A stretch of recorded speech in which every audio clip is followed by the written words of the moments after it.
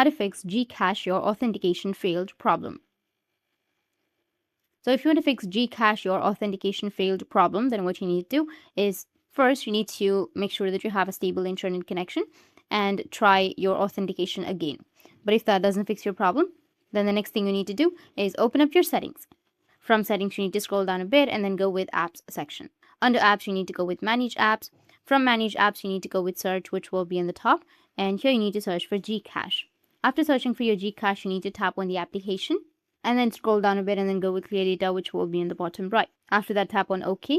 And after clearing your data or after clearing your cache, your problem might be fixed. Or if that doesn't fix your problem, then you need to go back and then open up your Play Store and make sure that you don't have any updates on your GCash. So search for GCash. And if you have any updates on your GCash, just simply go and update it. After updating, your problem might be fixed. But if that still doesn't fix your problem, then you can just simply go and uninstall the application that you're using right now. And then again, go with your Play Store and install the application. After installing, your problem might be fixed. That's it. And if you have any questions, feel free to comment below. Thanks for watching.